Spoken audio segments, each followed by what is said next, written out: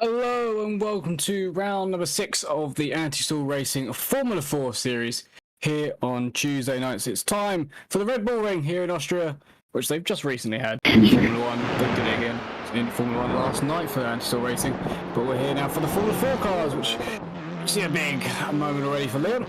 We know have been quite tail happy this season to drive. We're joining in cars, I think, as they head into qualifying to get their 2 laps in, which we've seen has been pretty difficult throughout the series to get a lap in because of track limits always being a thing. We won't talk about them too much because they are what they are, but it is still quite difficult around this circuit, as we have seen well, in real life at the moment. It's quite a inviting circuit to go. Why did you see there the curb and then the extra bit of curbing, the more runoff bit that's green that could just be grasped? Don't see why it's not grasped, but there we go. Yeah, time for Formula 4 then.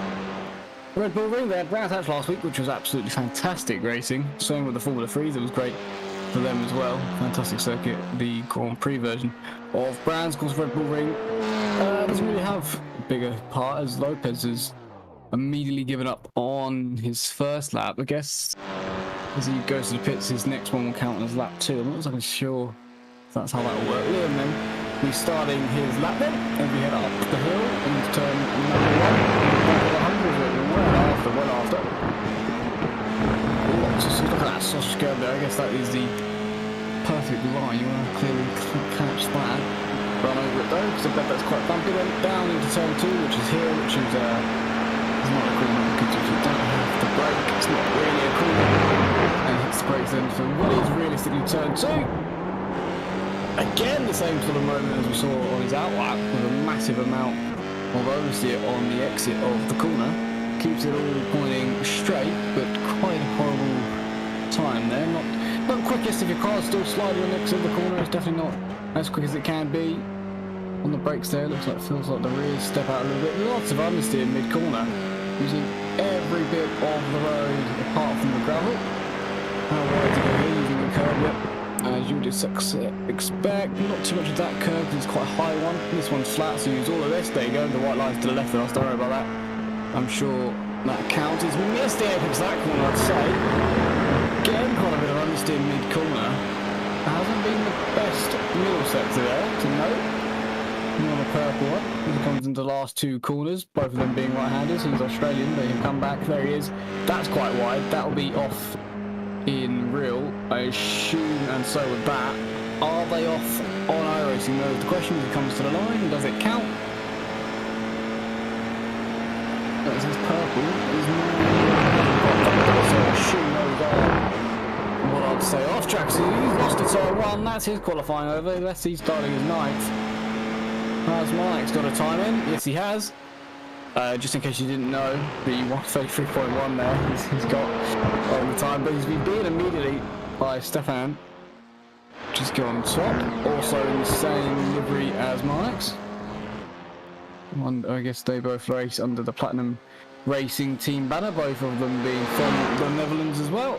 So, not exactly a home circuit, but as we know, close to it.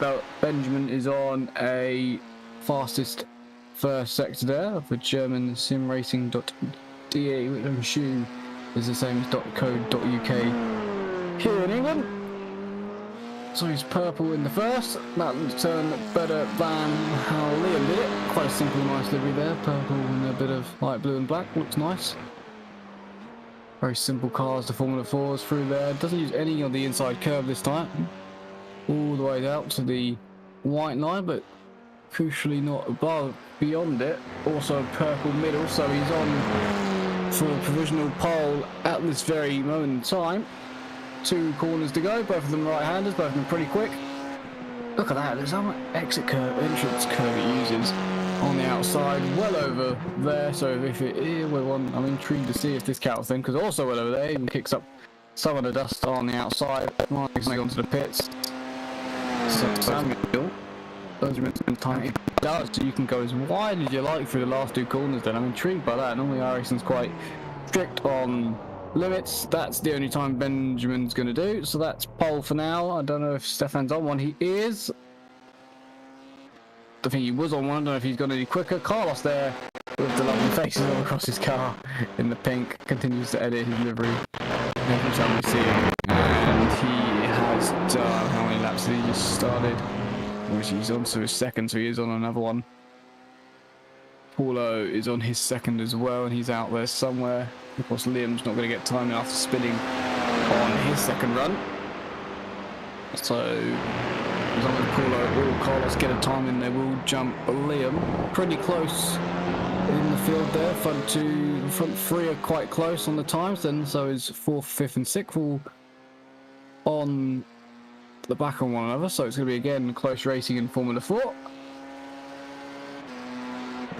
Lovely fun liveries from Carlos, and he says hi YouTube on the side of it because he knows we're going to look at it at some point and mention it.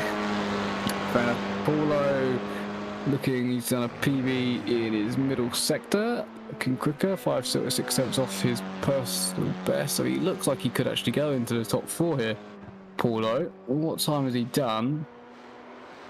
A time that's not counted sadly, but it would have been 4th place, so Paulo has the pace for 4th, but track limits are continuing to be a thing. Where does Carlos go? Last car to set a time here in qualifying in the two lap format, or lone qualifying as it's known on the iRacing service. A lot of dust kicked up, but that is well within the limits that we've seen from other drivers. So Carlos comes to the line and he will go P5.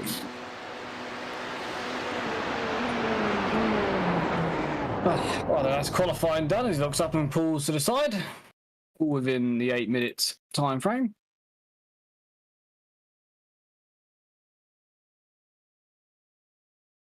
Look at the lovely circuit here in Austria. That looks absolutely fantastic. That does.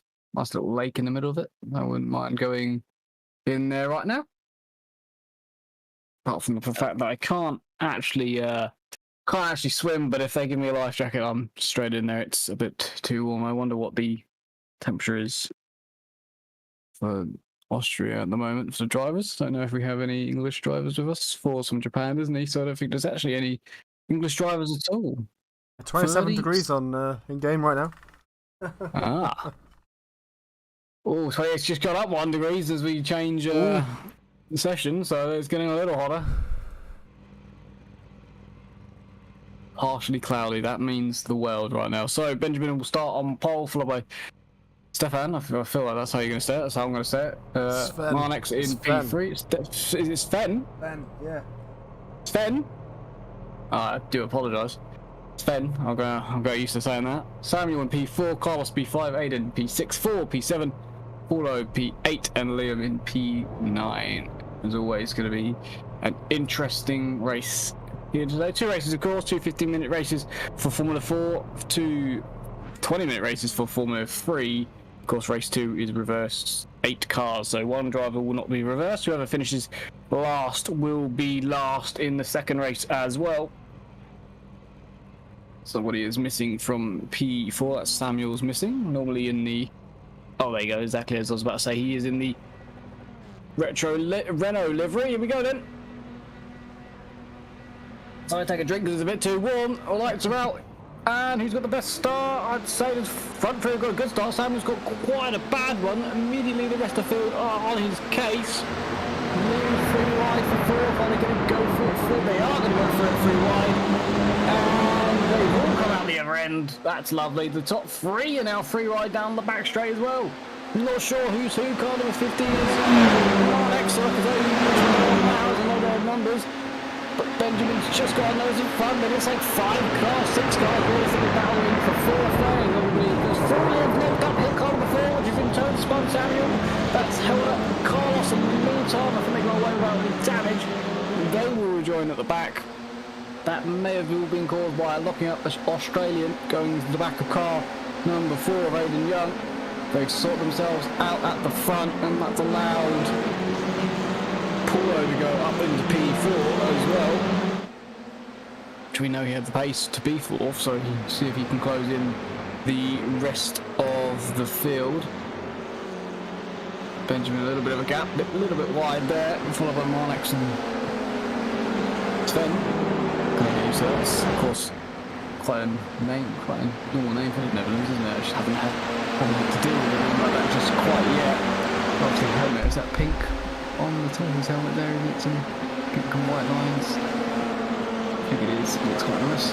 Lovely livery with the flag on their rear wing, and then the single file behind them. The P5 has got past a few. Samuel's gone into the pit lane. Definitely got some damage after that turn 2 incident. I think he could have done. He was the car in front.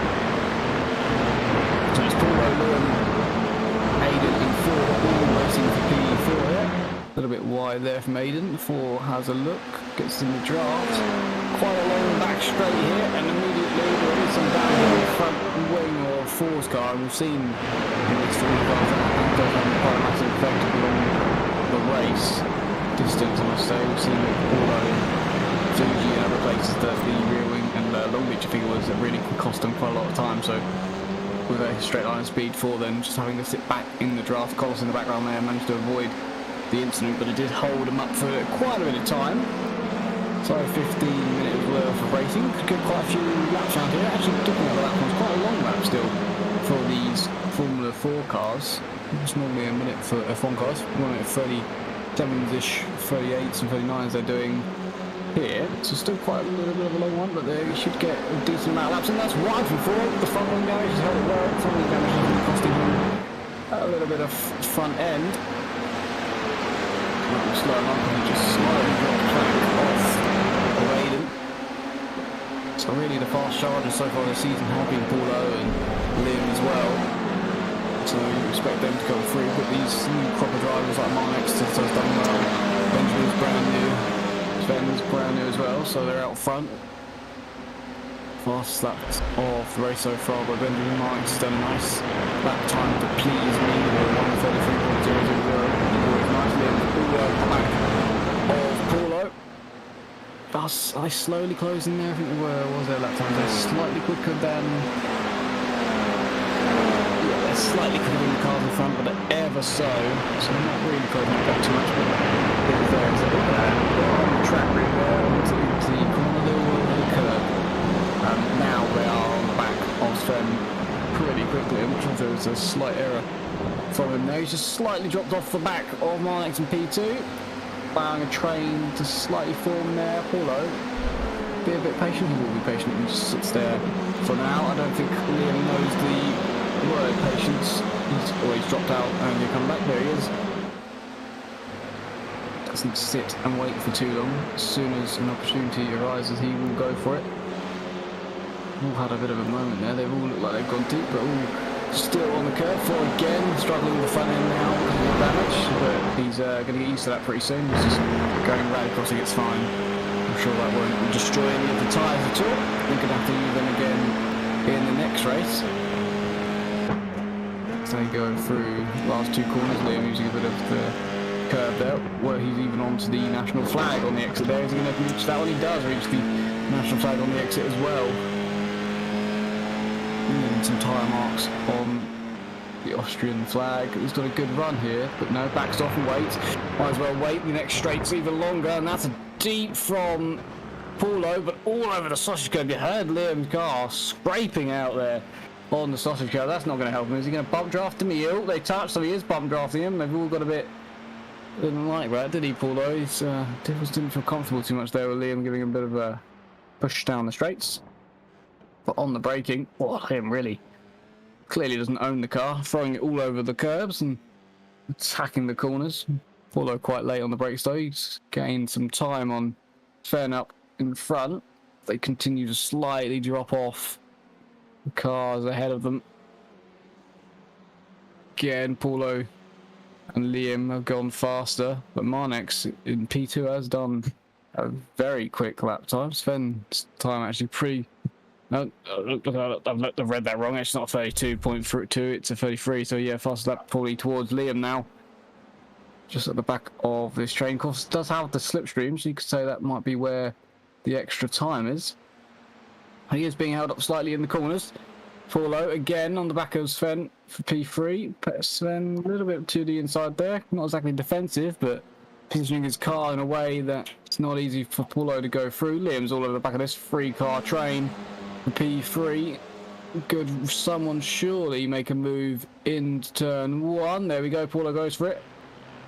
Fastest lap now goes towards Benjamin in the lead. Paulo there up the inside in turn 1. He's going to try and hang around the outside. Sven stays there. I think that's quite fair. It's quite a tight corner, so they're still side by side. Liam's going to push Paulo. Yeah, he's pushing him again. Bump drafting him. He's trying to help him out.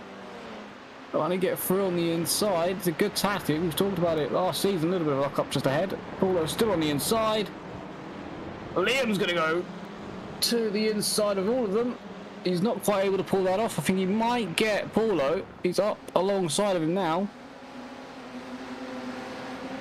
Oh, it's a drag race. Paulo has a bit of slipstream from the car in front, but in the braking, it's Liam's corner. Liam will go. Well, he's not quite done yet, actually. Paulo's now it's Paulo's corner. He's got the inside. Liam's going to have to hang it around the outside for the next two corners, which isn't too easy. He does brake later, rolls off the brake. He's keeping it around the outside. He's still there, but again, Paulo, as the corner, Paulo's actually backed out realistically there and allowed Liam through, decided against it. Must have thought it was costing him a bit too much time and yields the position in a way there. Fair enough. Good move from Liam though. Took him a couple of laps, took him a few corners as well, but through he goes. Has cost him a little time to Sven. I think it'll go quite wide there, but I'm intrigued to see because I swear it was the middle. If the, oh, wow, that's really wide from Aiden just behind, but I swear it was the middle of the car. If that goes across the white line, that was going to be track limits in iRacing, but it must be different then, or they just must not count the white line here because look at that, Liam's gone wide there. And it didn't even count that as an off-track on the system like it normally would. So, not sure exactly what the back limits situation are for this one. So the only car that's really dropped off is Samuel, of course. Carlos as well as the incident in turn 2 and lap 1, but other than that, everyone's still on realistically the same straight.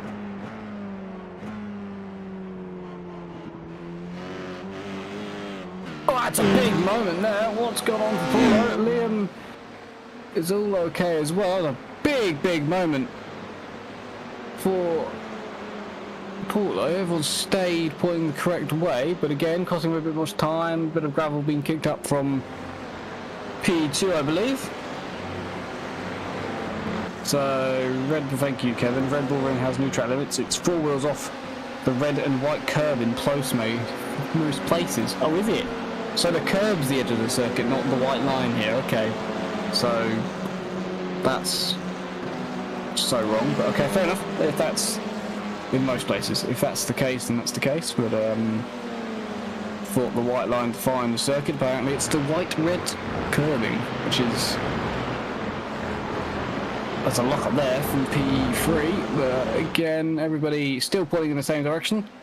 Bit of a train now, draft train, down the back straight. No one's really close enough to make any sort of moves. Hello.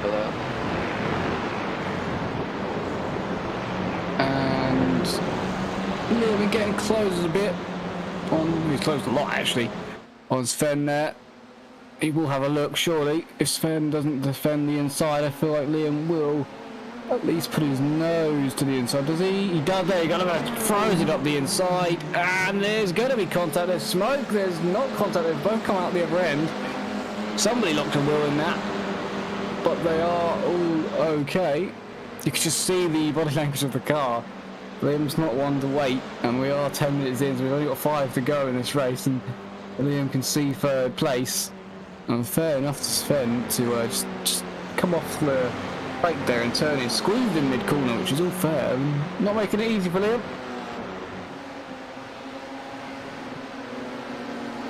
Yeah, and you barely can see Liam's car there. He's that close to Sven in the last 2 corners. Don't really have to brake too much, so it's not too bad of an issue.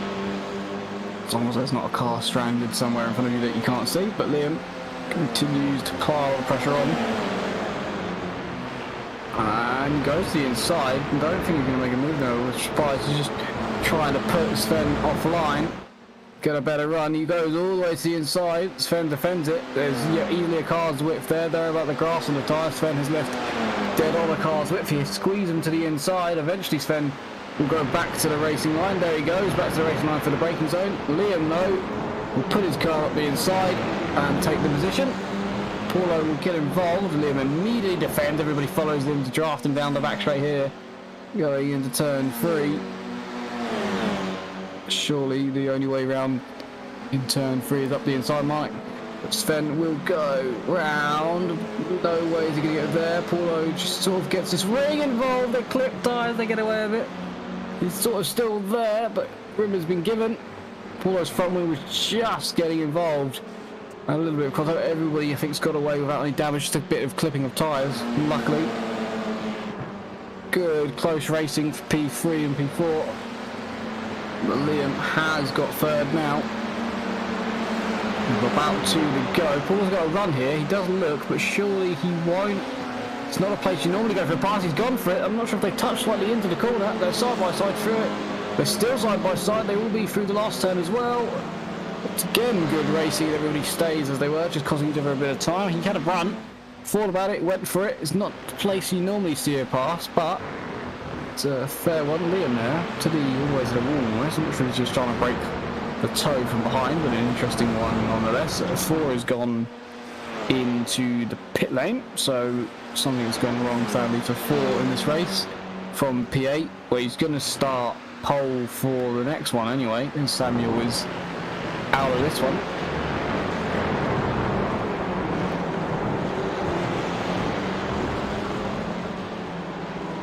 Liam's already on the back of P2. How's he got there? He's already on the back of Marnix. I don't know how he's... There was about a second gap, so Marnix may have made an error, but I don't see one. But defends well to the inside. Liam will try and get the inside. He does do it. That's brilliant driving by everybody, as long as they don't have any contact in the corner. And it's absolutely fantastic driving. And now Sven will get involved on Marnix, and they are side by side. Marnix is on the inside and stays in P3, but it's brilliant racing. Defended well by Marnix. Before he covered Liam off, and then Liam just still saw the gap, went for it, and it's a fair, good move. Well done by everybody involved. Liam up to P2 now. He's having to defend P3. He's got Sven and Paulo all over the back of him for third. As we come into the last couple of laps, Paulo to the outside. Not going to happen there, mate. Backs out and waits for another chance. Another lock-up. There's been a few lock-ups from Marnix in this race. I'm not sure if that's making an effect. I'm not sure if this is defending or attacking or both. They're nearly 3 wide. We're on to the last lap. Look at this as we go on to the last lap. Paulo's up the inside. Sure, he'll back out now. They've touched before the corner. There's a big accident for Paulo. Round he goes. He will avoid the wall, but I think it's broken left suspension, or is it fine? It's broken on Sven's car, definitely. That's crabbing tremendously. He's having to point the Cyril to the front, to the right there. That turning right as he goes straight. I'm not sure which corner on that car is broken. I think it's the front right is broken on his car. It's definitely crabbing. I'm not so sure. Maybe the rear right might have a bit of toe or camber on it too. But look at that massively crabbing there. Back straight. That's mental. He's in P4 at the moment. Not sure if he'll keep it as Aiden closes in. Does Paulo continue? Paulo's out as well. That's massively crabbing. You can see it eventually happening. 3 wide into turn 1 wasn't going to happen. They touched in the braking zone. Paulo round and round he went, and quite big damage to Sven's car. He's almost like he's drifting around the entire track. There you go. He's pointing steering wheel straight. Oh my God! Marnix has gone off in front of him on the last lap of the race. Marnix has spun all on his own. He drops it from P2. So now this is P3. So this is now again for the podium. Is Sven going to get it with an absolutely crabbing car? Aiden attacks him into the second to last corner. There's nothing Sven could do at all. He's just trying to drive him and get round at this point. He's lost out on this. Oh, it's quitching a lot. Aiden will take third. Benjamin dominates in P1. Liam gets P2. Well driven by him. Aiden will take third in the last lap. Suddenly climbs 3 positions. Then an absolutely crabbing car. Look at that. A handful to drive will take P4. Carlos will take P5, 4 P6 after Marnix drops it on his own on the last lap. What does Marnix do here then? Is it just it's gravel? Yeah, just like Ford did earlier, but Ford kept it. Marnix round he went, And it's a long way back to the road there. Does he maybe spin around when he gets back as well? He just enters the pit in the end, so yeah. At that point, he'd take probably, I think he might start P2 in the next one, so it's the lower he finished, the better position for the next one. So Marnix will start on apparently pole, so that's interesting. Is that right? Did he get 7th in the end then? Did he? Wait, then Marnix takes P1 for the next one. Paulo takes P2, 4 P3, Carlos P4, Sven P5, Aiden Young P6, Liam P7, Benjamin P8, and Samuel will take P9. So in the end, spinning out has put him on pole for the second race of the day. Hello, can you hear me? Hello. It is I, Aiden Young, driver of the number 4 Nitro Motorsports car. Oh, you managed to get third in the end on that last lap. Good luck on this start, though. You're going to have to, you started P6, right in the midfield of this one. Here we go. Mark spun on the last lap, but starts pole now because of it. And immediately defends on Paulo. It's not the best launch, but he immediately defended the inside line. As we go into turn 1. I don't know if you happened to look at Benjamin then, but he was way quicker than everybody else off the line there. I think he had to lift just to not rear end anyone. He got back, he's already climbed 2 positions, I think, in the background. As they go into turn 2 for the first time, 40, they're 3 wide at the back. Yeah, he's already made 3 positions. He make 3 here, and there's stick on the inside. Benjamin will drive around his outside. Better exit. Down to the next corner, they're all seeming to be single file for the leader. Yeah, better exit, Benjamin. Past 3 cars. Oh, sorry, not 3. Of course, starting from the sandwich, so it's past 2 already. A little bit of a gap. Falling, there's a move there, and it's a sliding Sven. And everybody's fine. 4 sort of had to get out of it. Liam will take a place, and maybe 2. As Paulo attacks Marnix for the lead as well. Liam's having to concede, or he's going for the undercut up the inside for the next corner. Liam goes into P3, I should think. Gonna be side by side. Sven will stay there. Probably, there you go, feed in. Liam goes for his car just about. Goes ahead of 4 to the outside he goes, but I'll be surprised. And yet everyone backs out and goes single file now. As ready on the back of them is Benjamin. Yep, there he is. Already and getting involved. As everybody just don't worry about track limits, don't worry, we don't need to know where they are apparently. The only one I think stay within the curbing even then was Carlos, so clearly it doesn't matter too much. Liam disappears, comes back and 4 is past him, so time traveling is worth it. 4's gone off, 4's gone off, but everybody's fine because we don't need gravel traps at race circuits either apparently. So everybody lives to survive another day and continue as they were. Liam's got Benjamin on his case with defending. Who did go off in the end then? Because we have dropped Sven has fallen further back from where he was, so he's just past Carlos for P7. So he's now nearer the back of the train when he was in P3. So something happened to him in turn 1. I haven't got any telemetry data showing anybody going off or crashing, so. That's Liam up the inside for P3, and he's gone round. He's going to have Benjamin hit him. There's nowhere for Benjamin to go. Who comes out the other side of that one? Everybody but Liam. Man, what the fuck? You have like Sven up 2 the moments inside. of track. No, Liam, sorry, Liam. Oh, and the ball forward has been spun by Hey, 4, I and now think I there's gave you Sven, room, man, and but you Benjamin don't like is it. all Wait kicked for off this. in one corner.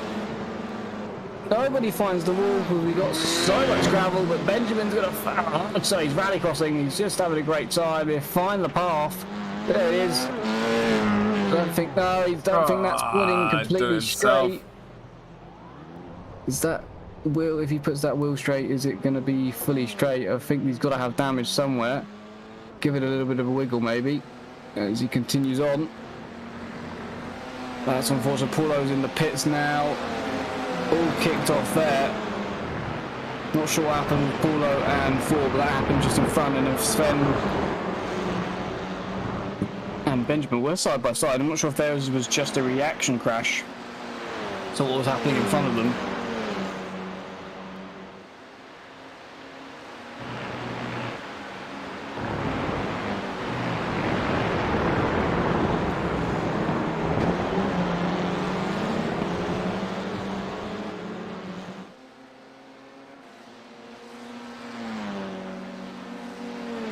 as we continue on. So the top three are Marnix, Ford, Aiden, Carlos, Samuel, and then Liam, and then so Paulo's out, Benjamin's probably out, Sven's out as well. I say out, actually, they're running. Liam's also still running, but 30 seconds off after spinning. So it really did all kick off there on that last lap. Marnix had a spin. And well off the road. Surely he's found the wall there. Marnix well off exactly. Yeah, he's gone as well. He's out now as well. Surely Marnix with the fast lap has surely found the wall. I'm not sure what he's done there, but just the same corner as last time, but instead of ending up on the inside of the Trust Circuit, he's ended up on the outside. So off he's gone. Now Four has suddenly found himself leading. Aiden is second. Samuel third. Carlos fifth, and then the rest are a little while back now, so this race has not gone anything like you would have expected. That's Formula 4 for you.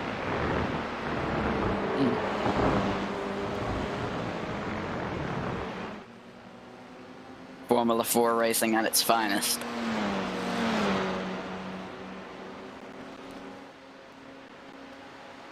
It was a slowdown, thank you Kevin, it was a slowdown then for Sven when he ended up dropping into the rear of the field, which ended up actually costing him the race, that slowdown, because then it put him in harm's way later on in the lap. Aiden now has the fast lap of the race.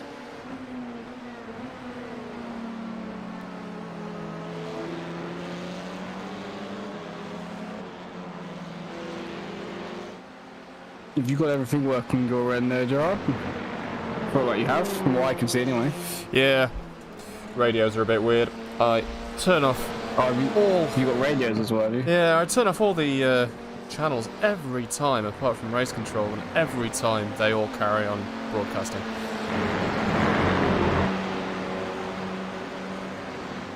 Interesting. Weird on that, because the other day when we were saw it, Biggles couldn't hear any of the radios. So, but I could, but he couldn't. So it's really, interesting. Something works. Sometimes it works, sometimes it doesn't. It's new and problematic, but we'll get there. It does obviously look better every time. Paulo's gone off, but he's a while off the back of Liam now, as realistically the only battle on the circuit is for the lead too, with good 8 minutes left in the race. A completely different race to the first one.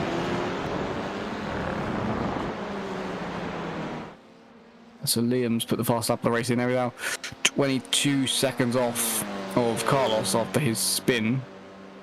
I do believe Liam's spin, so he went up the inside of, I think it was Marnix at the time, and he got squeezed, and I assume that he got squeezed onto the curb, and that it's either that sent him or a little bit of contact sent him round. I think Benjamin then ended up clipping him, and then of course a lap later ended up on the top of Sven and then off the road, as that's a little bit wide from 4, but this time around he doesn't have front wing damage, I think, so he might actually. He was the one that had contact with Paulo that sent him out of the race as well, which we didn't exactly see the start of anyway. We saw the ending of it, but that may have been down to some understeer there. They seemed side by side at the time, so we'll have to see that one back. Of course, that would be looked at by the stewards, I'm sure, as always.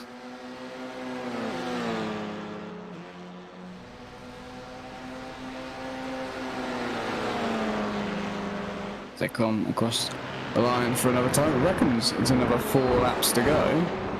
What it reckons, but not as many laps as I expected, I must admit. But then again, something in my head was telling me it was a lot shorter lap than it is. Aiden then on the back of 4. I'll have a look to the inside. 4's not defending it. So to the inside Aiden goes. Breaks way later. Surely he does make the corner, but goes a bit deep. Gives 4 a little bit of a run into turn 3. It's a decent straight, so he could get a run. The draft will be coming into effect around about now. 4 to looks to the outside, Aiden in the middle of the road. 4 will have to go the long way around. He could do it, but won't this time. To the inside now, very tight line from 4.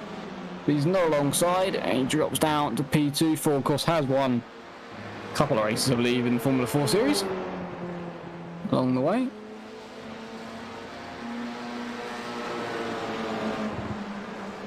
Josh drops in second for now. Still a couple laps to go then, so he can hang on to Aiden. Aiden does have a faster lap time than him though, so see what 4 can do now in the slipstream.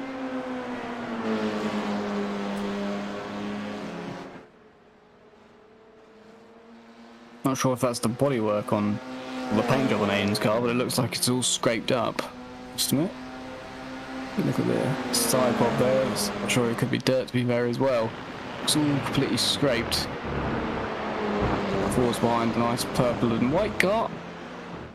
In the tow now. 4 attempts back. He's really got to rely on the slipstream here, which I don't think is that effective, as now Liam heads into the pit lane from P5, which is interesting. So he'll drop to P6. So that's the sort of fight back that Liam had gone. He was about 15 seconds off of Carlos, so not sure why he entered the pits, unless something to do with drive-throughs and so on, maybe.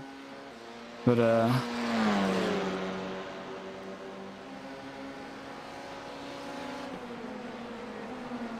Liam is out. He's left the pit lane, so yeah, 28 seconds. I think that's just straight up a drive-through for Liam. Comes back out, stays in P5 as well, to be fair. Leaders remain pretty close. It's not going to be an easy race for either of them. Quite on the limit. 4 will be pushing Aiden the rest of the way to the flag. Next 5 minutes left.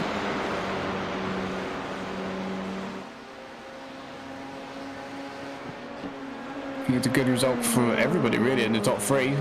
Samuel included. Of course, Samuel ended up P9 after relatively being unlucky. Nothing that he did wrong in race 1, but ended up in P9. He now sits in P3 after just driving his own race nicely. So he'll take a podium at the end of this one. So it's a good result for the top 3. The fastest cars realistically have all been caught up in incidents. Of course, not all of them at fault either. Just racing at the end of the day, that happens to even the best drivers. Aiden continues to lead with 4 a little bit closer than he was last lap, but not close enough for any sort of move. It'd be quite a lunge from there.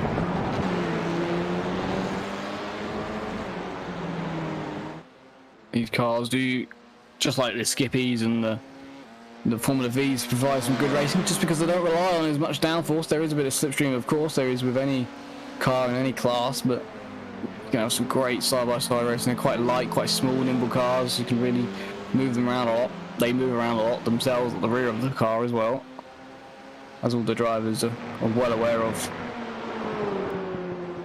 Got some good racing with these. Very simple front and rear wing, as you see.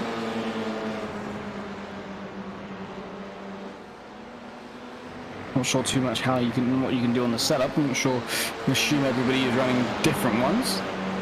So it's really the only difference you can do.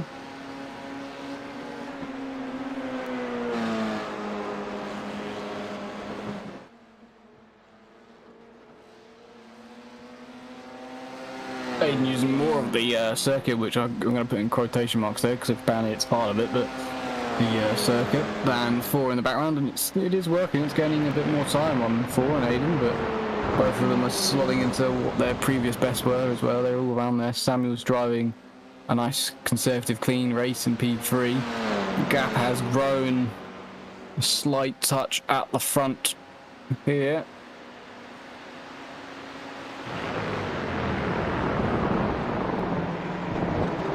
Aiden looking comfortable now since he's taken the lead. I think Carlos is slightly closer than Samuel, but not considerably much, so it won't be too much to make a last minute dash for 3rd. Liam continues to ram the faster laps of the race in just to really hammer home those 2 extra points you get for faster lap. So realistically he's getting, what, P3 points here, so he's sort of survived a little bit there. Bad result after the spin.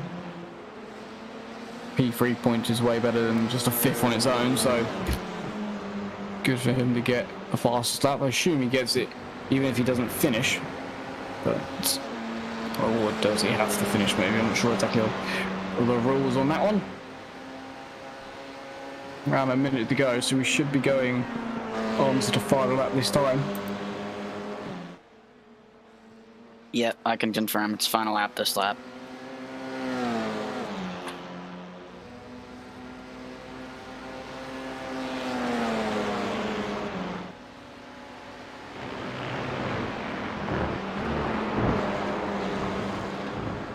But on to the final lap, there you go. The gap's still 0.6. It's not enough for 4. It's not close enough. He's going to have to sit and stare at the back of Aiden's car for the one last tour of the circuit.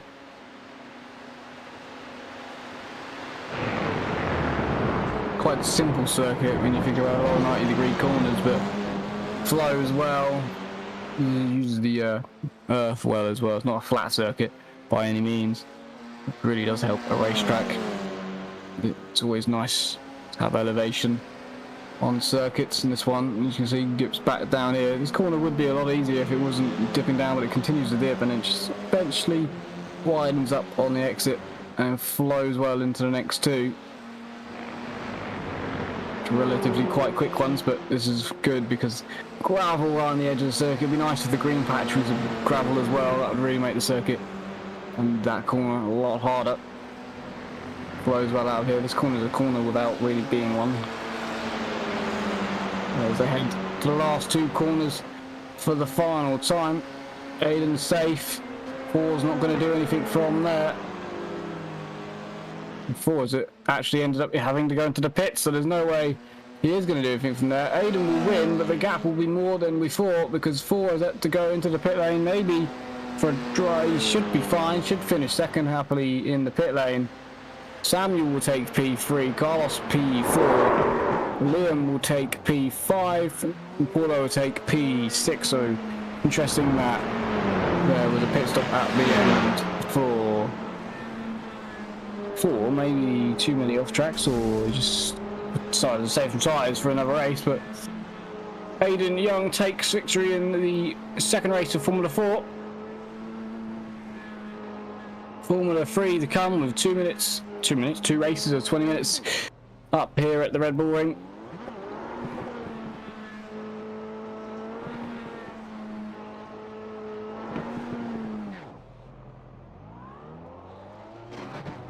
I don't know for sure, but I finished ahead of Paolo in both races, so I don't know if I'm ahead of him in the championship now. Well, no, I don't know what the championship points were. What depending on the gap, so you would have got. What do they do it 10-9? They do it 10-9-8, don't they? So I'm not exactly sure how the points would fall on at the end. Hopefully we'll know for next week. But Aiden Young takes Formula 4 race 2. Samuel actually ends up P2. Carlos takes P3 in the end. So Liam's moved up to P4. 4 has dropped. He must have had a penalty as well, and he dropped to P5 in the end. So he sadly lost second place. Just a second off of Liam in the end because of whatever penalty he had. So it's actually Aiden Young. Samuel takes P2, and Carlos will get a podium in P3. Paulo P6, Marnex P7, P8, Benjamin and Sven takes P9 as we head to the 2 rounds for the Formula 3 series.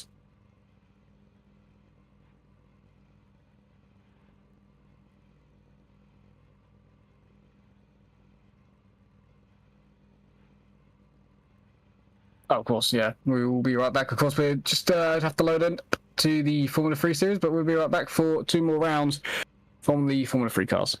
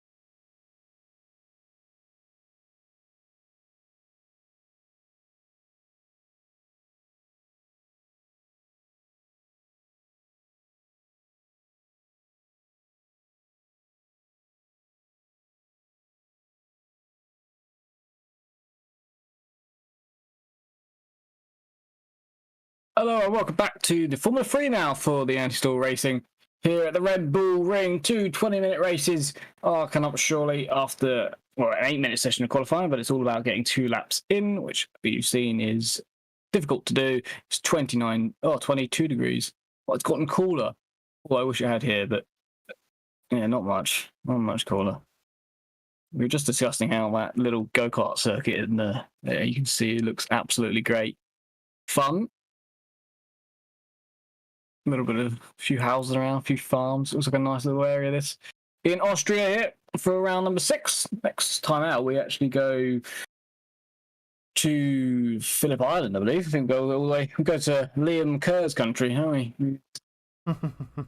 Never been to that circuit. I need to get that. That looks interesting to see. Phillip Island. I think that's quite a hilly one as well, isn't it? I think. Why do I think turn 1's up a hill? Never Could be seen wrong it. there. Never seen it.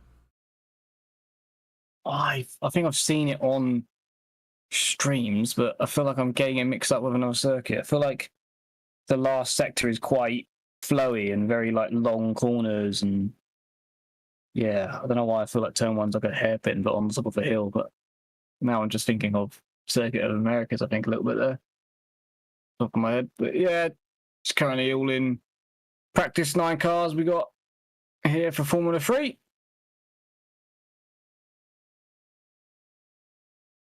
Of course, these cars are a lot more difficult to drive, I'd say, than the Formula 4s. A bit quicker, but then the brakes snatch a lot harder than the Formula 4s. And the power's a bit more too, so on the exit corner, you got to be a little bit less throttle happy, you know? You got to think about it a bit more, and these cars will kick at you. So late moves are quite difficult to do. They're kind of like that ball. If you get them wrong, they're going to kick you off pretty harsh. That does look... probably the best part of this circuit, maybe that structure.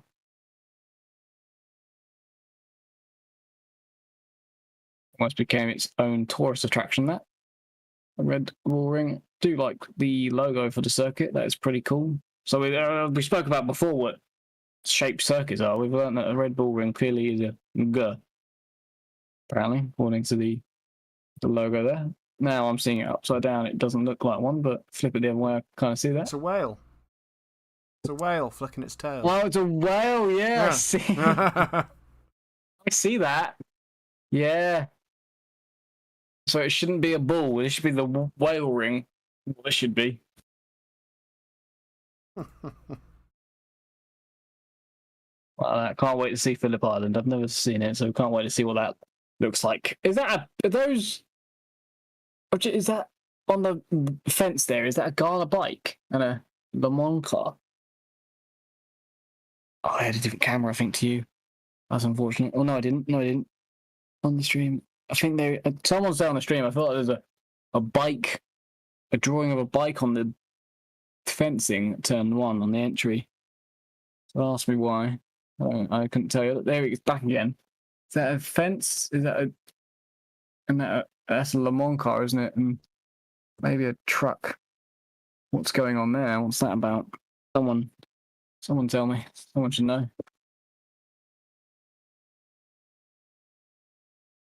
Yes, whatever that is.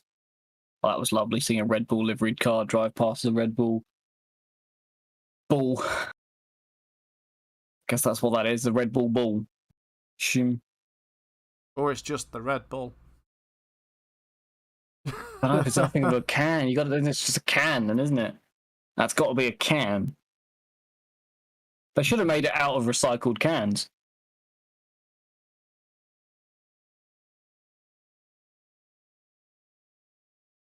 Have we gone? We're going to qualifying now. Oh, Then? we are.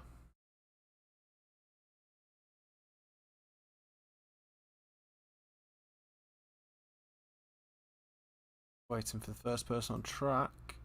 No one's come out yet. Too hot for them to come out. They're like, no, somebody else go. Liam's going to be first out, I think. Oh no, Benjamin just out before. Yep, Benjamin's the first out.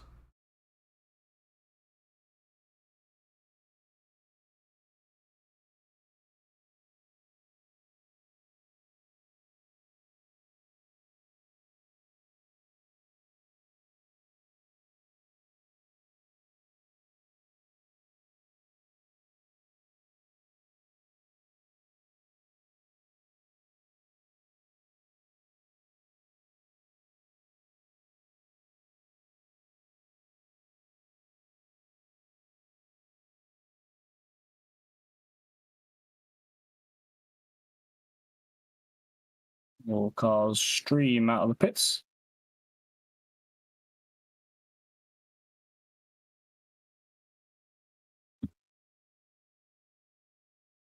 Warming up the tyres. Benjamin, race winner in the first race of the Formula 4. Got a VRS there on the front. Different livery car. Actually got a livery here. It's a Formula 3 car, which looks nice. Look at that. Nice. I like that pattern there. And then the light blue of the Schmeagol. Really warming his tyres up. Nice hints of blue and purple.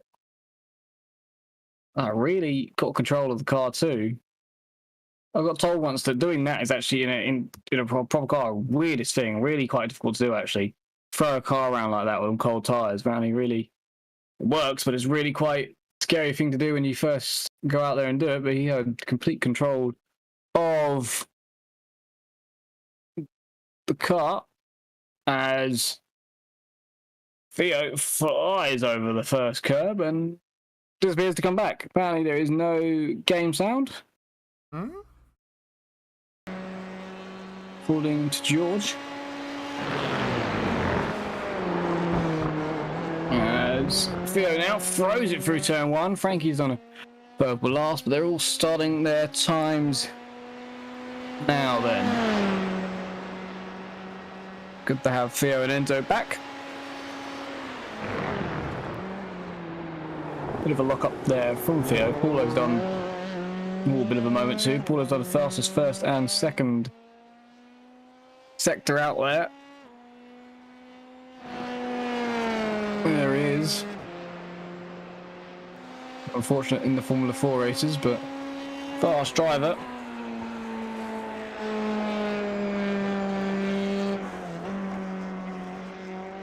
Seemed a bit cautious through the last corner there, but it could be wrong. Comes around and across the line. Does his time count? That is the main thing. It does. 125.8 to start off with. Then that is the time for everybody to beat. Enzo comes across the line. He goes just slightly slower than that with 125.959. Liam Kerr's done a purple middle sector. Matteo's time didn't count, I believe. Benjamin is on a lap, but it's not telling me how quick, and it's not saying on here. But Theo puts the fastest last sector in, but his time doesn't count. Liam's time, does that count when he crosses the line? No, they're not counting. Frankie's time, does that count? No, that's not either. They're finding the limit of the circuit. I've just said that Benjamin was in it, but then he went quite wide on the very exit. Does that time count? Yes. No, it doesn't. Aiden's does instead. In what is an absolutely lovely brawn livery, I've just noticed there from Aiden. Enzo's got purple first sector. Paulo's gone quicker in the second. Those two are really the only times that have counted so far, so they know the limit of the circuit.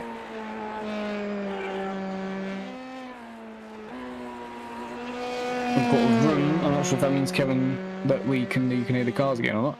Paulo to the line. It's quicker. It's 7/10 quicker now. Can Enzo or anybody else? Theo's gone purple in the middle. Can they match him? Across the line comes Enzo. Nope, his time would have been dead on the money, but it doesn't count. Matteo's gone P3. He'll be third at best. Theo's coming to the end. Liam's coming to the end as well. His time has been beating one of the sectors, so somebody's out there flying. That's nowhere near the limit, surely. Theo goes P2. Does Liam. Final sector is quickest and goes pole by 8/7. It's massive gain. Benjamin, though, is on for pole with the first two sectors. Frankie's gone P4. That's well wide from Benjamin. Will it count? He's got the sector times, but does he have them all within the limits? Oh, it's P2. It's not quite as good. Liam's had a tremendous last sector there then. Oh, how much time did Benjamin lose going wide? Everybody but Carlos has done times, and Carlos is out there to do some now. And there he is, he crosses the line to start his first lap.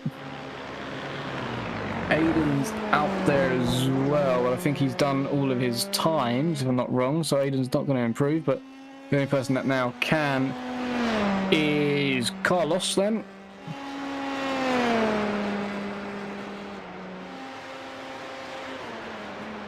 Got P3 in the last Formula 4 race. Knocks the front right, but was already heading towards the apex of the corner, so it won't matter too much. It's a 4 to 5 tenth gap from the lead then for Liam. And the gap here in these cars, quite immense ones here as we go down to turn 3, a little bit of curb on the inside, running out wide. Nice and controlled from Carlos. It's a lovely camera. Shot it over there, throws it in, catches that curve, waits it a while, quite patient, doing PB's times. He comes around, bit more curve, drive out this corner there. This gear change there, he'll be able to a lot more in these cars in the Formula 4s. So how's he go through the last two? Down to fourth, yet down to fourth, throws it in, curb, before he downshifts here, does he? Yeah, one downshift. Drives out of the corner, well within the limits, no worry about that. Carlos comes to the line, he's got another lap to go, but for now puts himself P9, and he's decided that that's all he's going to do. Take starting from the back in this one.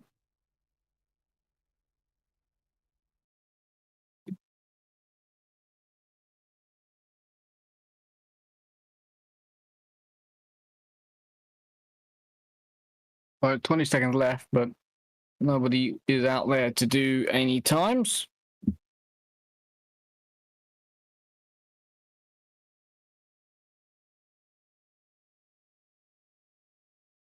It's like there might be a bit of field spread, but then some of the times are close, so there should be some battles, but the leaders may run away with things here in this 20-minute race.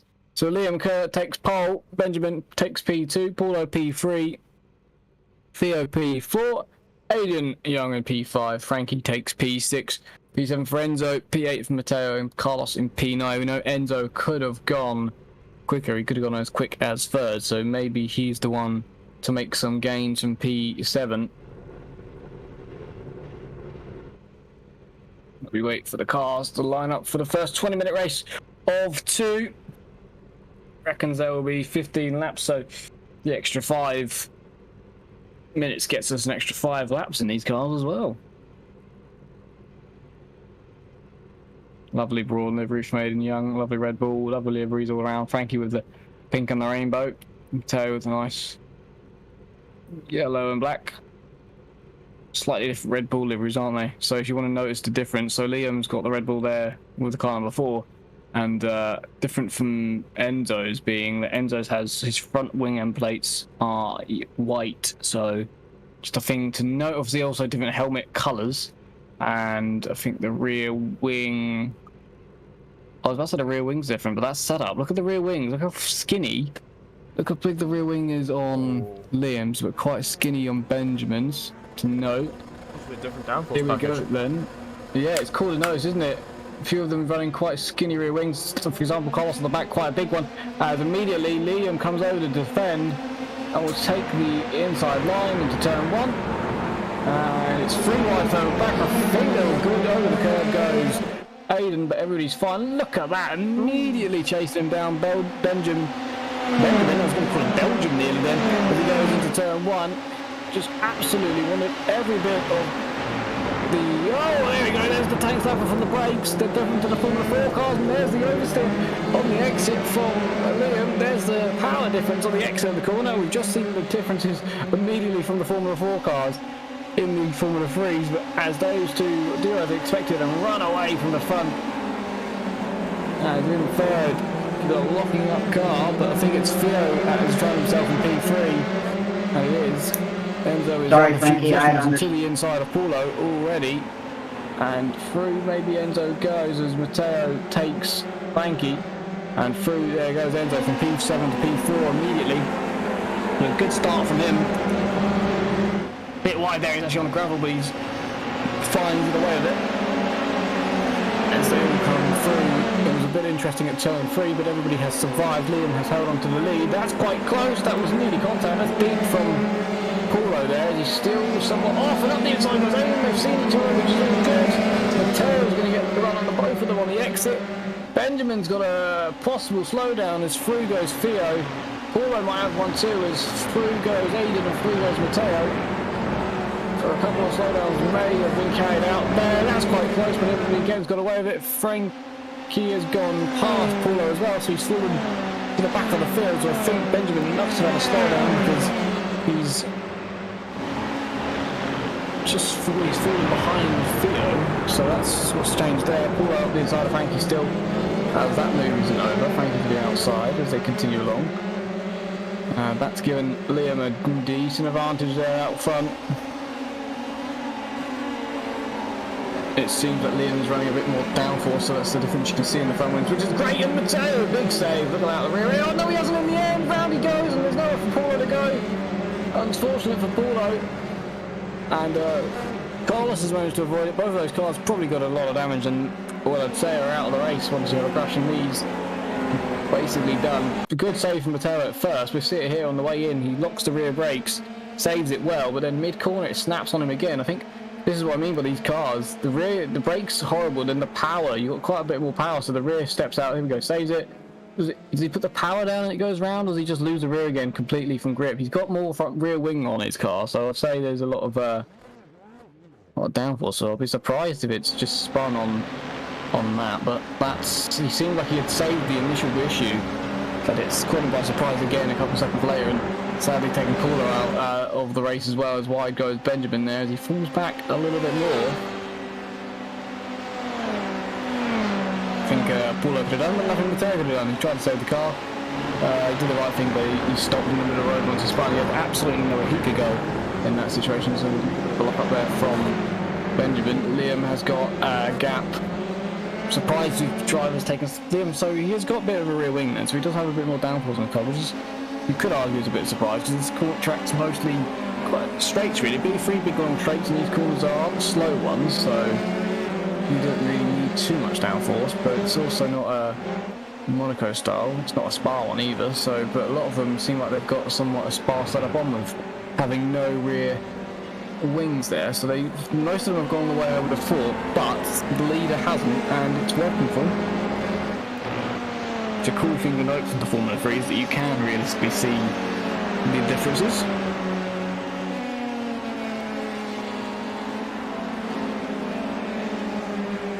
And I'm surprised that Benjamin hasn't been able to get the gap back on Theo as quickly.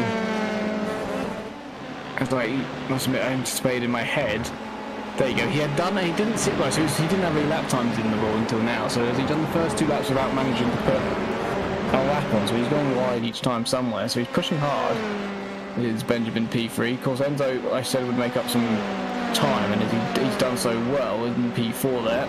Not too far away, but again, Benjamin and Liam do have the fastest 2 laps of the race, which isn't shocking, but Liam's is 6/10 quicker than Benjamin, so that bit to me is the surprising part. Aiden Young comfortably in P5. After all that chaos, Carlos managed to pass Frankie in the mayhem of Matteo and Paulo having an incident, so well done to Carlos, up to P6 from the back. Of course, reverse grid in this one again as well, so at the moment Matteo would be on pole for race 2. And that's a spin in the background. That's Enzo's rear end going all on his own. He will rejoin like nothing happened, but in the fast corner, his rear end just absolutely gives way. He's got understeer there, locked to front right wheel, I think, as well. He's on the gravel. That's okay. Snatches on him. It's fine. He's all okay. Tyre wear and everything will be fine. Turns in, understeer, and when's it going? Well, it does go. He's gone past. Okay, what's happened here then? It's gone past the incident. He should have spun by now. Why haven't you spun, Enzo? You definitely spun. We'll watch it. Here we go again then. Where's he going? The curb sends him. Interesting. Oh, he's still spinning. Ooh, that was close, but everybody avoided. Who was it that was quite close there? I think Carlos. Yeah, Carlos had ended up lost a place to Frankie in that, so Carlos nearly collecting Enzo when he returns to the circuit. Sure, that one will be looked at, but it's left his brother pretty defenseless now. It's Theo versus Benjamin for P2. not just yet. The circuit has got a lot of marks on it there. And the braking, that's a lock up again, and that's wide from Theo, and there he goes. Benjamin will go through. A lock up on the exit of the corner, really, for Theo. And there we go. Benjamin's gone on his own. He's done what Enzo's done, all the way to the wall, maybe. Benjamin's gone right round on his own. Just got up to P2, and he's lost the rear as well. I've got in slow-mo for you as well. What does Benjamin do here? He's just got up to P2. There's the curb there. It's gone on the curb. It's earlier than Enzo's, but it's the same thing. Got on the curb. Around he goes.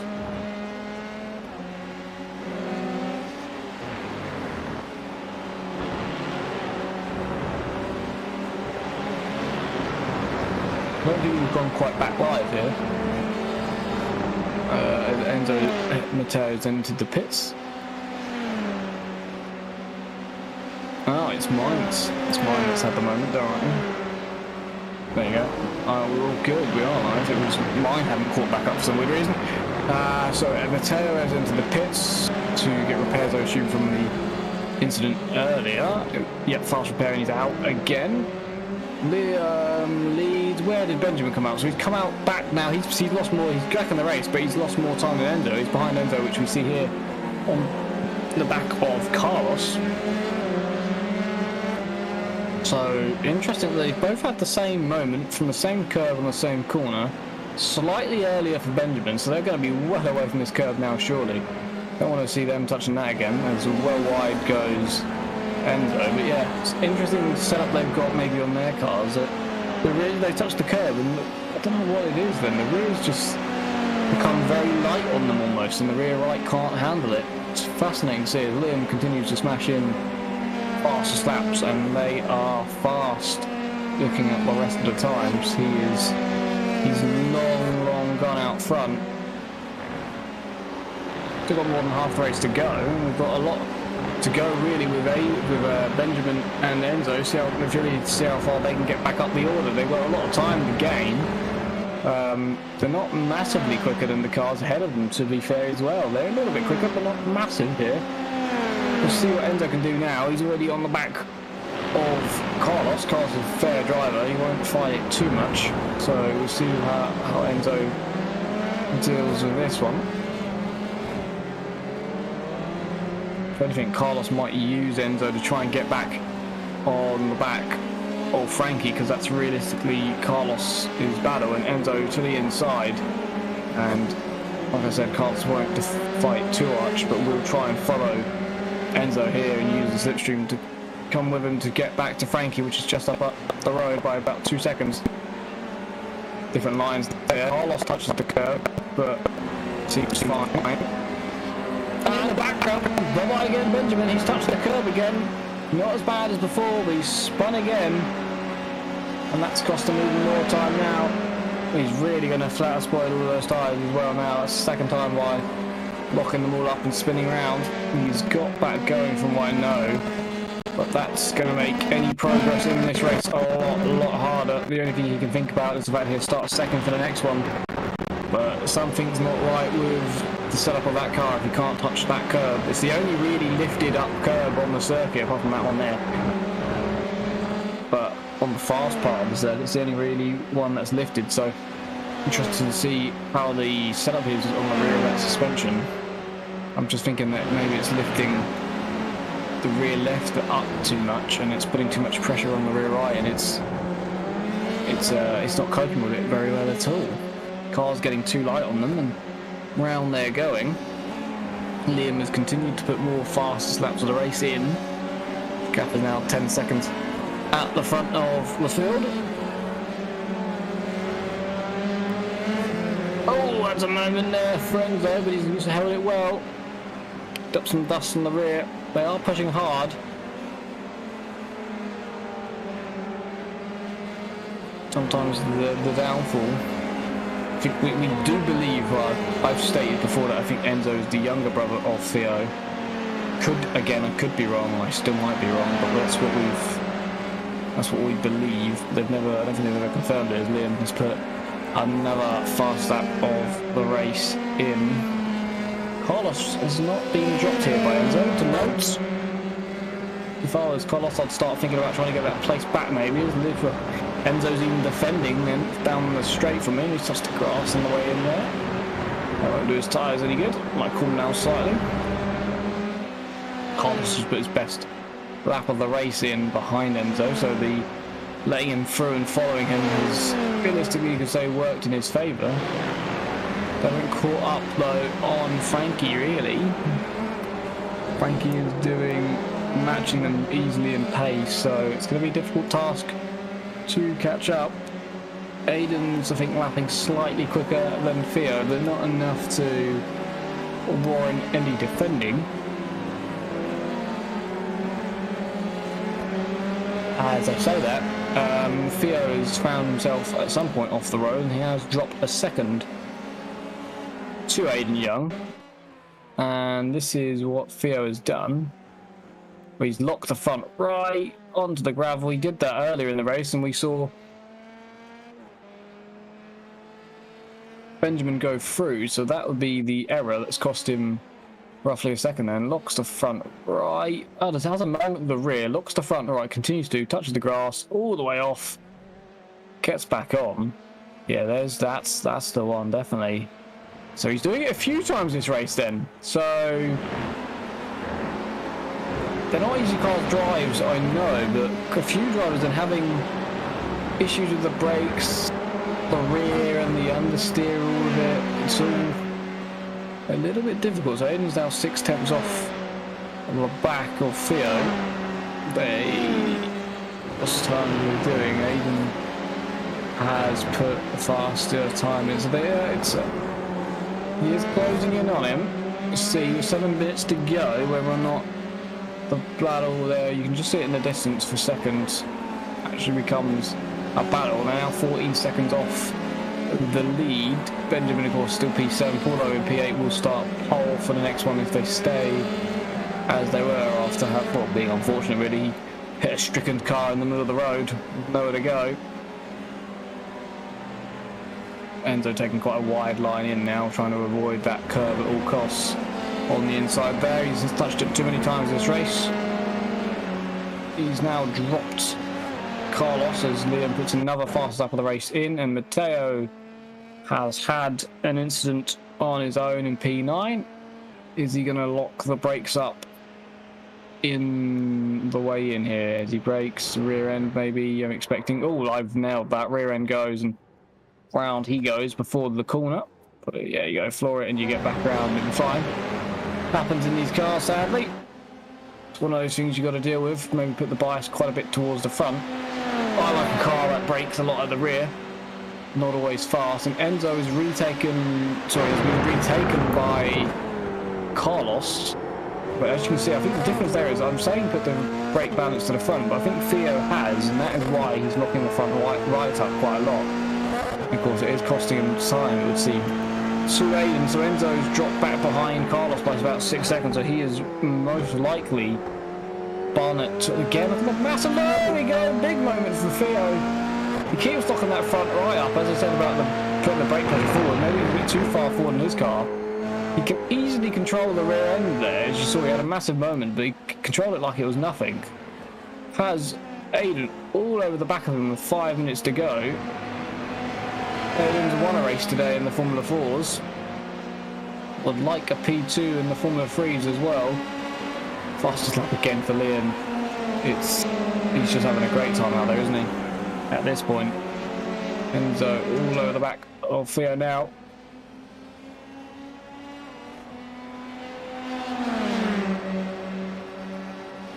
Not able to do anything just yet. Has a look, but he's not actually going to do a move into there, is he? No.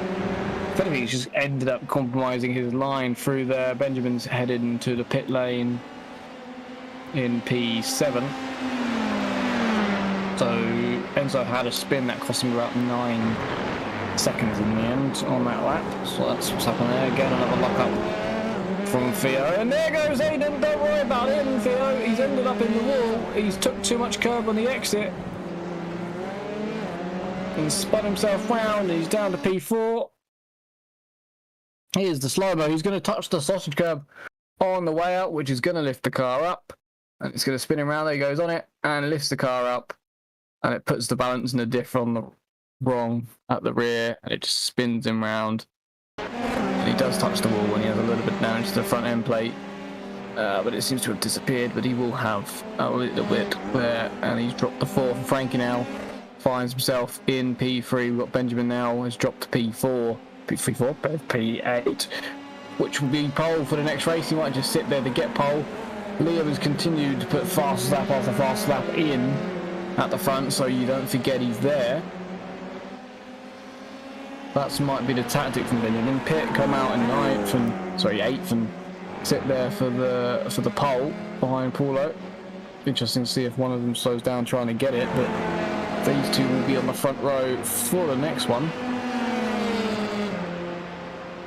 So Aiden, I would assume, was pushing a bit too hard to try close the gap there to Theo, and sadly spun around. I'm intrigued to see. There's a track somewhere, you two, but don't worry about it. Intrigued to see the spin between from Enzo a few laps back. Let's put him back behind Carlos. Is Paulo going to allow him through? Oh, they've defended actually there. What was this, the Enzo one then? Does he take too much curb? A lot of curb. Oh, yes, he's gone already. The first curve's put him off there and spun him round, takes up the DRS sign and the cone, and they are side by side the P7.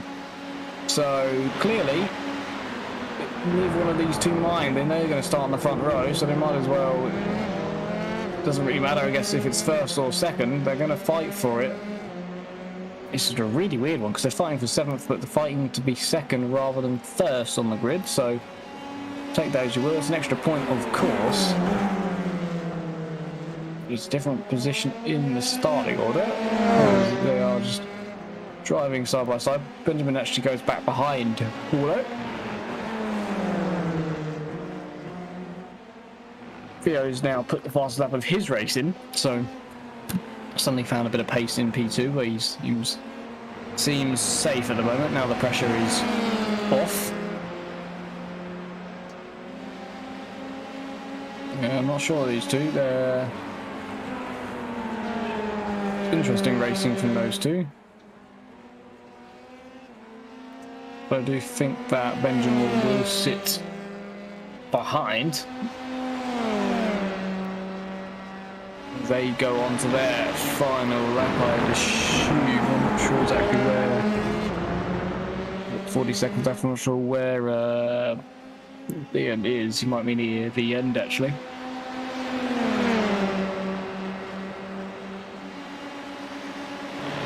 Here, so Benjamin, sorry. Oh, a little bit of a slide. Liam will be going on to the final lap now. So these two will have another one, so it's not their last yet.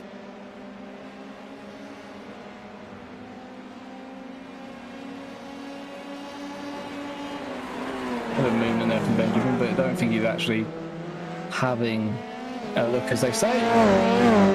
Seems to be quite comfortable to sit behind Paulo and wait to the end.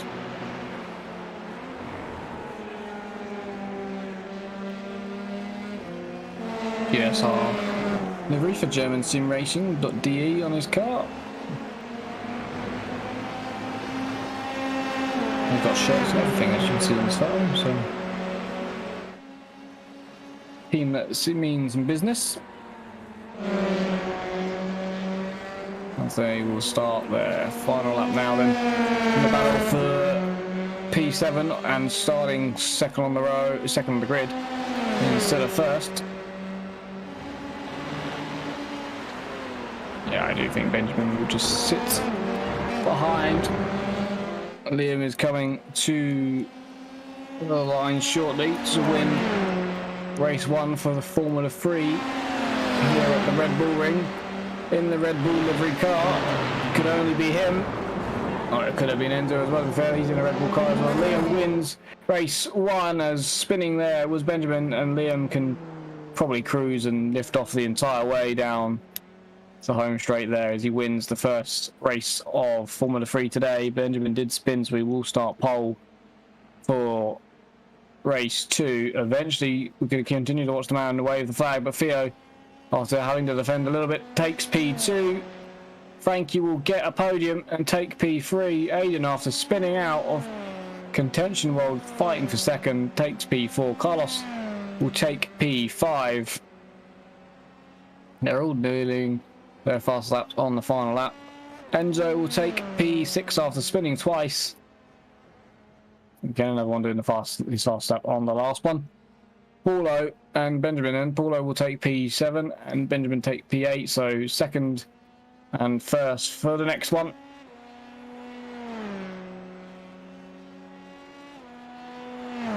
And Matteo will be a little bit down the road after spinning out earlier in the race, and he'll start P9 for the next one. After the team got it all fixed and is ready to go for race 2. Actually heads into the pit lane on the final lap, so maybe hit his limits with incidents. It's a lovely helmet there, as you can see. You've got the French flag down the helmet, almost like Vettel's German flag helmet. It's lovely there, nice to see. Here is the grids then, going up for race number 2 of the Formula 3 series here tonight. Benjamin will start on pole, Paulo P2, Enzo takes P3, Carlos P4, Aiden Young P5, Frankie P6, Theo P7, P8, Liam, and P9, Matteo. So it's how quickly and how can Liam get through the field. He is a fast driver, quite an aggressive one, does not wait and doesn't know the name of patience. So we'll see how this one goes. A lot of time, I must admit.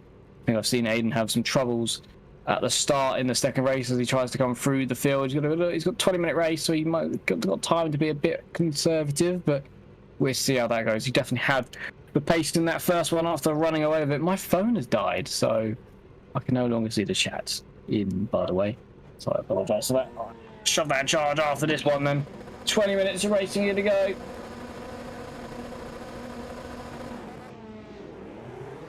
Good start from Benjamin. You said in the first one he got a good start. He's away. Liam's got a good start. He's already got to the inside of Frankie, which in turn is the inside of Theo. And maybe Aiden as well. He's got up the inside of actually. But he has got past Frankie. He's got Matteo, of course. He's starting in front of Matteo. He's alongside Aiden already. But the front was pretty clean, easily clean. Benjamin's got a bit of a gap he needs to build on. Frankie's disappeared. He'll come back. He's come back with no rear wing, by the way. Up the inside goes Enzo on Paulo. Everybody coming out of turn 3 okay. I wonder if Liam's got his rear wing back. Yeah. Yes, he does. He's also lost a place to Aiden. Enzo, though, to the inside of turn 3. He looks like he's going to be past Paulo. He is, and Liam's actually lost a place to Frankie, so he's not really made up any ground on that one. As Aiden Young has gone off the road, so he's at least made one place. Everybody come back on. Fine, that's inside of over there. There's another place game. Theo off the road. He eventually will find it again. He's got cones all galore inside his car there. He caught the back of Carlos's as Frankie continues the fight with Liam, which is now P5. Liam to the outside. This is what I mean. It's lap 1. Surely don't go around his outside there. He is going to. Doesn't need to. He eventually yields. And maybe he got a slowdown because he yielded quite a bit. He continues on. He's got Matteo on the back of him. I think he may have a slowdown as he goes to the inside. No, he's just covering Matteo off. Comes back. Lost a bit of time. Theo is in the background. He has continued on. Paulo now again attacking Enzo in the slipstream. Going to try and get up the inside probably. Turn number 2, I think he has a look, and he's up the inside. Enzo's actually got snaps on the brakes. Gone deep because of it. Aiden Young in the background's got up the inside of Matteo. I think he may have seen him. They have. Matteo keeps the position. Enzo stays or falls behind Carlos after having a big tank slapper. Gets back through though. So nearly touched going into turn 3. Again in the background, Aiden is now past Matteo. Corner after trying the first time round. It says that Theo's gone off again, so he has dropped a few more seconds back, so he may have had a moment. Yeah, he's crashed, he's had a moment all on his own, so Theo may be out of this one, and there goes spinning off Carlos. Not sure if he had a helping hand, but round he's gone, as back he comes on. Yeah, Theo's out of this one, so Carlos has had a moment possibly on his own. Slow-mo, he is already behind Enzo, so I'd assume it will be on his own then. He's going to turn in Oh, he's actually touched the back there of Enzo, and it sent him. So he carried that much more speed. He's actually caught the back of the other car and sent him round. That's unfortunate for Carlos. Liam's got the fastest lap of the race at the moment. He's now already on the back of Enzo, which is, I think, just pulled to the side, and Liam into P3 then. I think, yeah, Enzo's definitely just pulled. He's got a slow down because he's lost a second already to him as well. So a slow down there for Enzo after turn 1 allows Liam through and doesn't have to fight that one at all. He's going to have to fight Paulo for P2 though in a couple laps time. Everybody now has sorted themselves out. Benjamin hasn't really got much of a gap. He's got a 2-second gap, but it's not much. So Liam can close that gap. So he's going to hope that Paulo can hold Liam up for a few laps. And that's a moment from Liam all on his own, pushing too hard. It's cost himself some time. Kept it on the road, but caught the gravel.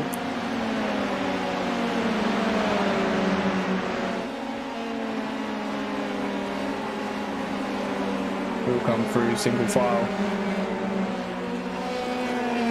Everyone probably getting a bit used to the track limits they've got now in race 2 here. Fastest lap goes to Benjamin, but he gets beat by Liam. Even with the moment he had, he's taken the fastest, so he probably didn't lose time on that lap, which is incredible when you think about it. He's now on the back of Paulo, ready for P2. So that battle will commence soon. Enzo is being reeled in a little bit by Frankie as well. Liam just seems a bit more confidence in these cars than the rest of the field. He's also definitely got a different setup onto the rest of the field from what we can see of the rear wing, and it's clearly quick. But braking there a little bit later than Paulo. Got a drive on the exit. Can't do anything just yet. Patience is the virtue. You can see the leader still. Nothing to worry about. What, 15 minutes? He's gone to the outside, which he could do. He might do. He will do. But can he keep it around the next corner as well? He swoops in and through goes Liam. He disappears, but it's a fantastic move. He comes back, and the confidence he has in that car. It's a brilliant move around the outside. Again, doesn't know the word patience. He saw him move and decided that's what he's going to do. Pulled it off very nicely as well. Made it look quite easy actually. That's quite a difficult thing to go around the outside of another car. It's not like Paulo's slow. He's not slow, so it's a good move, and he does the fast lap of the race at the same time. So something about this circuit, Liam is just absolutely flying. There's no other word for it. He's at least 6/10 quicker than the next car. And that can't be just set up, surely. No, not 6/10 a lap. Every lap. That's pure speed, that. Frankie again, still trying to reel Enzo in for P4. Good showing from Frankie. Now, Benjamin had a 2.4 second gap. See how much Liam can close that down. It's about 5/10 quicker a lap, maybe, or more. Nice. Incredible to think.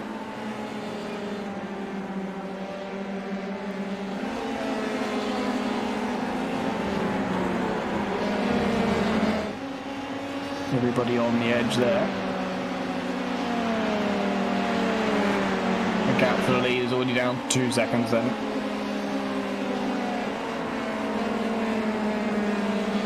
He's less now through the last couple of corners. He's taken nearly 4/10 out in the last 2 corners, so clearly Liam's found a line he likes. What times he do? 4/10 quicker on that lap. He's 6/10 overall on that lap. He puts another fastest of the race in. Paulo and Enzo both doing 24s, but going off the road at some point, so they don't count as their fastest, so something to note. But Liam's doing it while not getting offset tracks as well, so you don't say that he's extending anything, because he's well within the limits of what the iRacing thinks is the limit. So he's doing it legitimately. course, they do have like a certain 10, I think, they're allowed off the road when they have drive-throughs, which we definitely have seen today.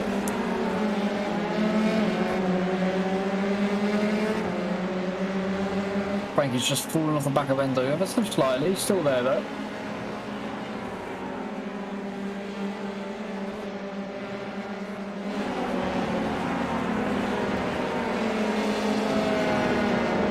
I had my haircut earlier, I went to move my hair and I was like, it's not there. All I have, there's something at the moment, I think Colin Herricker had a moment with his hair or something, his balaclava probably broke and his hair got in the way of his vision or something like that. In an IndyCar race, Yep, which is it did. bizarre. Exactly what that is like, because riding a motorcycle and having long hair is occasionally quite annoying. Yeah, I've had, I haven't got the longest hair in the world, but I especially don't now, but I've had a bit of hair where I've had a bit of, Mateo in the background spotting his own at the exit of turn one. I think he avoids the wall. But yeah, I've had a bit a few times where it's like kind of annoying when you're splitting the barrel car and it's like to really scrunch up a bit because it could just pop out, and I couldn't imagine, like, I have to have it in a certain way where I know that the balaclava is not going to come annoy me. I have it quite far actually over my nose as well. But yeah, it's mental to me that could. It said that it broke, which they don't just rip or break those things, so it's quite. Yeah, that's a thing you don't think about, because surely, like, there's a lot of female drivers out there as well that have a lot longer hair than him, so that just baffled me. If you were going to think there was going to be a story about hair, it wouldn't be from him, it'd be from somebody else, but there we go. I guess he's going to have to rethink his hairstyle, but yeah, I'm sure it's definitely a choice to have long hair and wear balaclava and race at the same time. So Liam then already on the back of the leader, he's got to run. Could he do it in turn one? He's almost pinning him in there as he sets the fast lap of the race. Again, he decides against it for this turn. He's got 10 minutes to go. He's got all the choices in the world now whether he wants to pass. But you're hating this then. If you're in the hot weather, you're riding a bike wearing a helmet with long hair, you're really probably hating this hot weather. No, I'm not riding a bike at the minute. I don't know something. As Liam disappears to come back, and he's come back on the inside of Benjamin. And he's actually yet to feed back in there. Now that's allowed Benjamin to go to the inside and defend it. Makes Liam go the long way round, which we know a Red Bull cannot do round there. It's almost impossible. You will be hit by the car on the inside. If you're in a Red Bull anyway. As he does not touch the inside curb there. Notice Liam just sort of went to touch it and almost turned out the corner slightly. He's waited a lap longer than I thought he would, but he's had to just sit behind Benjamin for this one. An opportunity will turn up. He's forcing Benjamin to defend here in the last two corners, so clearly that Liam's quicker, but how far can Benjamin defend? He's got 10 minutes to hold him off. He's cleared 1 minute of it. He's got another 9 to go now. Gotta be the move right here. Gotta be, he's so close. Waits again. Surely now, good run out of here, down into the next turn. Benjamin will defend the inside. You can see Liam's making little movements. He can see the inside's gone. Goes to the outside. He's going to think, oh, I'll just brake later and drive around the outside. Past. Oh yeah, go on the inside now. Brake a bit early. Up the inside. There it is. And there it is. Oh, somebody missed a gear on the exit there. Somebody was on the limiter for a little while. Was that Liam or was that Benjamin? I think it might have been Liam. He's fallen back behind him, so I assume it is, but he will have the inside now. Benjamin didn't defend the inside this time round. And that's Liam through. But Benjamin will get a quicker exit, theoretically here. Yeah, I think, but pure Liam's pace stick Liam. And a little bit wide actually from Benjamin. Like it. I didn't expect that wide was him, but there you go. He's lost place into P2 now. I think Liam already with the second advantage.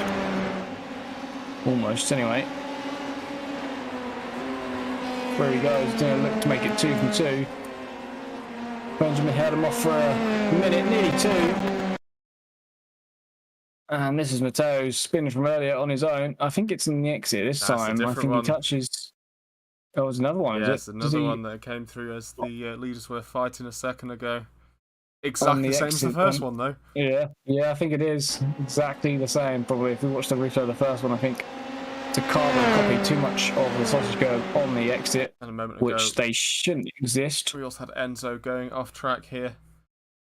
He's gotten deep there, hasn't he? So he's going to run out wide. There we go, a little bit wide. All four will eventually go. Yes. Oh, he kept it straight, though. Yeah. Well held. Didn't lose too much time, but yeah, it would have been a bit of a scary moment. Don't want to put too much power down because it would just spin you round. The topic of sausage curves, they shouldn't be anywhere near a circuit ever.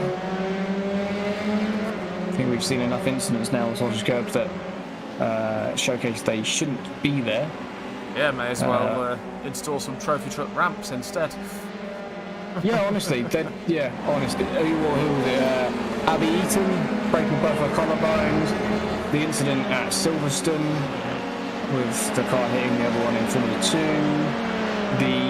The one from a couple of years ago in Monza where the F3 car flipped over one and landed on the rails. Like that in its own right, that first one, the Formula 3 ones, should have been enough to get rid of them, but no, they're still there. Abby Eaton breaking her collarbones. They're still there. I get it, but I don't. You do all of this for safety, and then you put to slow the drivers down something that is the complete opposite of safety, something that's dangerous. Like, it makes no sense. Make all the cars safer in the world, but then you're making it more dangerous by putting a massive sausage curve in the middle. Well, not in the middle, obviously, but right. They're putting them where they know they're going to try and cut. And racing drivers being who they are, they're always going to try and find the limit, which is as close to that curb as possible. And of course, they're going to hit it from time to time, and it's just. Oh, no, recent one there, the Monza 6 hour. Oh yeah, then that one, that's crazy. In that situation, it's not even like the driver was trying to gain an advantage. He has crashed, and then crashed more because of the thing that's meant to be. It's so silly. Something that's meant to be there to slow him down has actually sped him up and caused him a lot more damage. When if there wasn't one there in the first place, he would have just drifted to a halt. He would have been fine. Yeah, the amount of runoff in Monza there, he would have just carried on sliding. Yeah, he probably would never have even reached the wall. Like, he would have just eventually have stopped on it under his own power. Really, it would have just come to a halt. I think the tyres. As hideous as I think it looks, I actually think Paul Ricard has got the best idea of how to sort this work out. With the textured parts of the road, of the track. Yeah. Because they have the different gradients of texture, don't they, that slow the car down? Yes. The grip levels or whatever it is technically. Yeah. There's a really good one. Put grass or gravel wherever you need to slow them down because they won't touch gravel. And that is a look from Aiden to the outside, cut back to the inside. Good exit maybe. Good exit kinda, but not enough. Yeah, just if you where the sausage curves are. Maybe don't put gravel because of the gravel. Well, you can put gravel, but not deep gravel, if you know what I mean. Because deep gravel can cause rolls, but a little bit of gravel will slow them down rather than. But yeah, obviously it doesn't look nice. Surely you can change the colour though of those gradients. You know what I mean? Maybe just make them green instead or something else. Or just make them track colours. Yeah, I'm sure they do that to make the circuit look because it's French. Yeah. But they're French. No offense to Matteo, Theo, Enzo, and so on. But just a different colour. White, black, anything. All of it. Green. They all fit. You know what I mean? The sausage curves themselves are yellow. Well, I mean, so even that would. France is the centre of the world for fashion, so not sure if we can argue. Yeah, but they also eat snails, so I'm willing to argue. Okay. I'm willing to argue that. Fair point. They also drive on the wrong side of the road. They also do roundabouts wrong. I think, apart from Liam, I think everybody in this race drives on the wrong side of the road. But Liam's in P1. So yeah, clearly we know up the inside goes Carlos and Mateo. But yeah, clearly we know why he's up front. It's because he drives on the correct side of the road. And it's called a nice white bridge. But other than that, up the inside again now, Carlos takes the place back maybe from Mateo. They're going to have a good race in turn 3. It's good driving by both of them for P7. But yeah, there's loads of different words about it, but getting rid of those, surely. At some point, did no one think, you're literally putting a ramp on the track? Has no one noticed that? And yeah, there's been enough incidents now to showcase that they are ramps, and it's ridiculous, but, you know. Yeah, I mean, even severely serrated curbs would do better. Yeah, huge curbs. Just not things that are like a ramp. Yeah. Because these flat curbs here are doing nothing, obviously, they're nothing. But the one we saw earlier, that's a bit of actually got a curb to it. That stops people, you know. Well, it's like the curbs at Spa or Suzuka. They're brutal. Yeah, they're huge curbs. You'll stay off them, you respect them more. Oh, what's that? Oh, yeah, what's the one here in the UK which has those little round bumps instead of curbs? Yeah. It's one of the small tracks. Is it Alton? Yeah. No, I think it might be Cadwell in my head. I know it's in iRacing because I raced Radicals there and they destroyed me. Huh. It's in iRacing. Maybe it is Alton then if it's in iRacing already. Well, those seem to work as much as people hate them. Other than that, you've got Snetterton that's in here, which I don't think Snetterton has them. I'd say that Snetterton just has like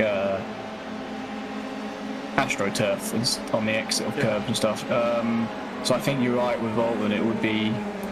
Where do they have them? Because they don't have it on turn 1, do they? You can run off somewhat there. I can't remember the tracks off the top of my head, but I know it's. I know there's a downhill left-hander straight out of the pits. That's Alton. Yep. Yeah. Yeah. And they're round there. Yeah, they work because because they're not going to flip you, but they're horrible.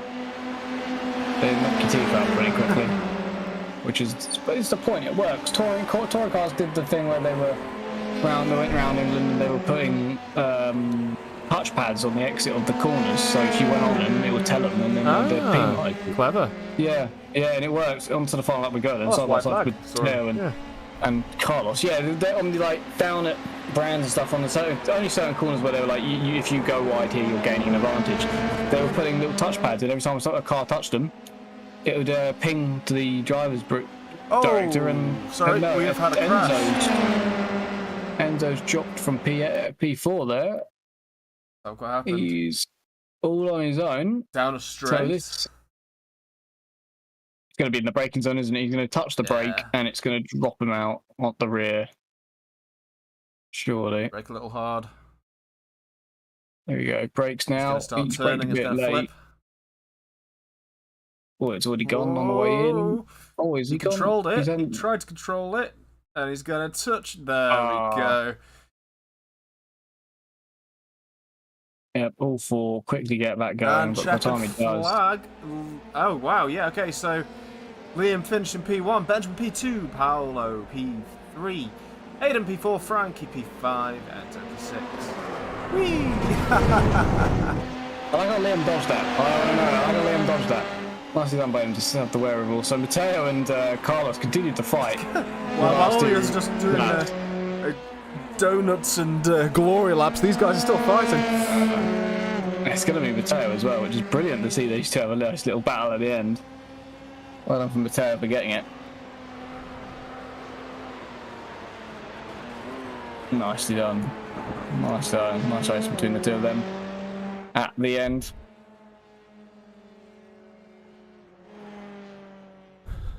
Oh, look at that. Good old tile wall would work as well. You could always put a tile wall where a sausage curb is. That'll stop them. As long as no gaps between the tire walls and the fence. Yeah. Yes. Yeah. Definitely so. So that concludes races, Tuesday's F3 and F4. Yeah, it's been interesting. Lots of good little fights here and there. I think the F3s are a bit further apart, but we definitely got some action still. And the F4s had their action all the way through as usual. Absolute madness the F4s are. Our next race is on Friday at Spa in the GT3s. So obviously a well-known favourite track of many, many people. And the reason we're at Spa is because of the Spa 24 Hours weekend following. So we chose to give the drivers Spa so we can have a bit of practice on there. And then after that, it's the usual weekly schedule: Mondays F1, Tuesdays F3, F4, Fridays T3. I'd like to thank Wes very much for commentating all of that while I sat here pushing buttons. Thank you very much, Wes. Helpful as always. That's all right. It's always good fun. And yeah, that brings us to a close. So feel free to like and subscribe if you enjoy what you see. Also come join the Discord and come race with us if you really want to. Other than that, we'll see you next time, hopefully on Friday, with the GT3s.